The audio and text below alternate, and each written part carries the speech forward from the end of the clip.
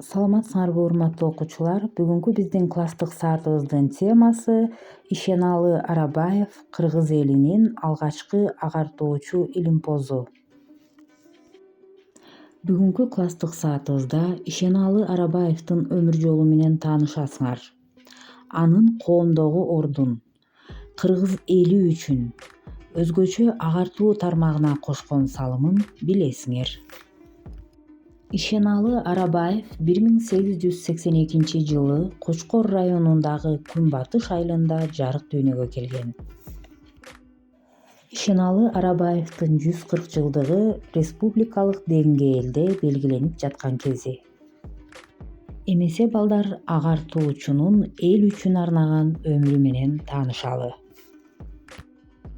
Ишеналы Арабаев 1900-жылы жергиликтүү мектепти аяктаган соң 10 жылга жакын кыргыз айылдарында мугалим болуп эмгектенген.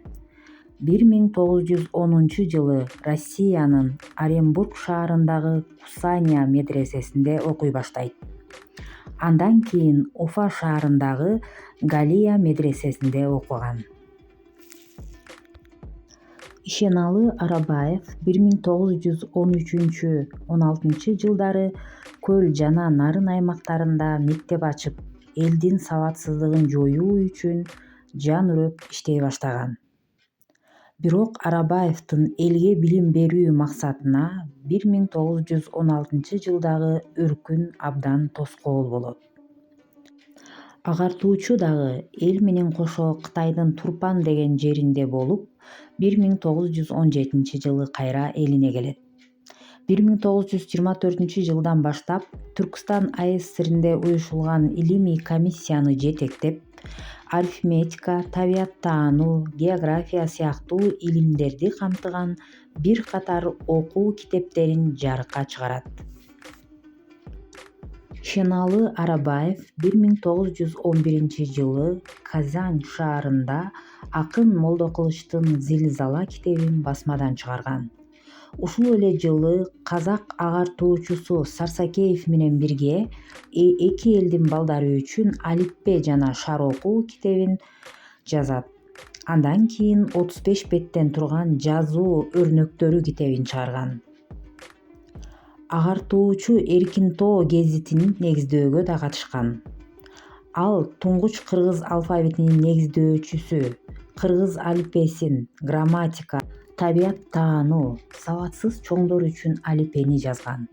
Ал жазган алиппе улам жаңыланып отуруп, азыркы кезге чейин жеткен. 1930 жылы Социал Туран партиясын уюштурду деген жалган жалаа менен Ишеналы Арабаев да камакка алынат. 1933 жылы Фрунзеден Ташкенттеги түрмөгө которулган. Ошол эле жылы, башкача айтканда 33 жылдын 7-июнунда Ишеналы Арабаевдин сөөгү Ташкенттеги түрмөдөн табылган. Агартуучу 1958 жылы толугу менен акталган. Бүгүнкү күндө Ишеналы Арабаевдин эли үчүн кылган эмгегин баалап келебиз. 1928 жылы чыккан «Жаңылык» деген чоңдор үчүн алиппеси ЮНЕСКОнун сейрек кездешүүчү кызыктуу китептер тизмесине кирген. Ал библиографиялык баалуу китептердин катарында Москвада бүгүнкү күнгө чейин сакталып турат. Борборубуздагы Кыргыз мамлекеттик университети дагы Ишеналы Арабаевдин ысымын алып жүрөт.